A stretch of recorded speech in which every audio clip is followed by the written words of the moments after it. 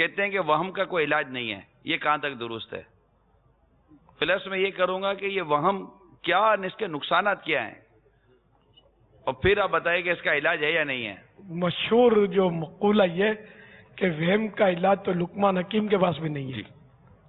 صاحب آپ فرمائیں، آپ کے پاس تو علاج نکالیں کہیں، وہی تو کہنے والے کہتے ہیں نا، علاج کیا ہے، یہ ہے کیا، یہ وہم کے پھر نقصانات کیا ہوتے ہیں؟ اگر یہ وہم واقعی وہم ہے تو اس کی طرف توجہ نہ دینا یہ اس کا علاج ہے، کیونکہ وہم آدمی کو بالکل نفسیاتی مریض بنا دیتا ہے۔ ایسے بلکہ ایسے مریض پائے جاتے ہیں، دیکھے میں نے، ان کو وہم آتا رہتا ہے۔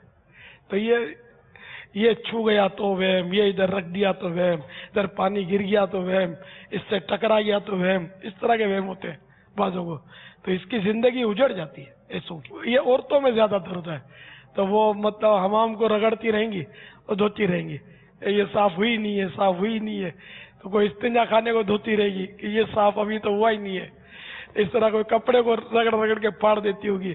تو بعض یہ مرد بھی ہوتے ہیں کہ غسل میں یہ سکھا رہ گیا، وہ سکھا رہ گیا، اور ناتے ناتے گھنٹوں نکال دیتے ہوں گے۔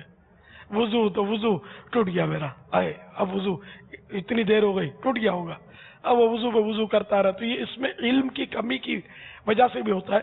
تو یہ جیسے وضو کا تو میں مسئلہ بھی عرض کر دوں کہ وضو اسی صورت میں، جیسے وضو کیا ہے، پتہ ہے وضو کیا ہے، تو اسی صورت میں ٹوٹا ہوا مانا جائے گا، وہم سے نہیں ٹوٹے گا، بلکہ ایسا یقین ہو ٹوٹنے کا کہ قسم کھا سکے کہ خدا کی قسم میرا وضو ٹوٹ چکا۔ مثال کے طور پر پیشاب کیا، اب یہ پتہ ہے پیشاب کیا، تو اب یہ قسم کھا سکتا ہے کہ میں نے پیشاب کیا ہے، میرا وضو نہیں ہے۔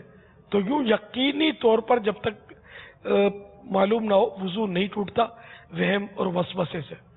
پتہ نہیں ہوگا کہ نہیں، پتہ نہیں کہ ہوگا کہ نہیں، احتیاطاً وضو کرنا بے احتیاط نہیں ہے، بلکہ یہ اتباع شیطان ہے۔ شیطان چاہتا ہی ہے کہ ہم کو الجھائے رکھے، عبادتوں سے دور کر دے، اس لیے وسوسے نہیں پالنے چاہیے۔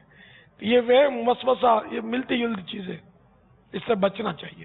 اور واقعی اس کا علاج وہی کہ طبیب کے پاس تو علاج، اس کی دوا تو ہے نہیں، اس کا ذہن سازی اس کی ہو، کوئی سمجھانے والا ہو، اس کو اس کی نفسیات کے مطابق اس کو سمجھا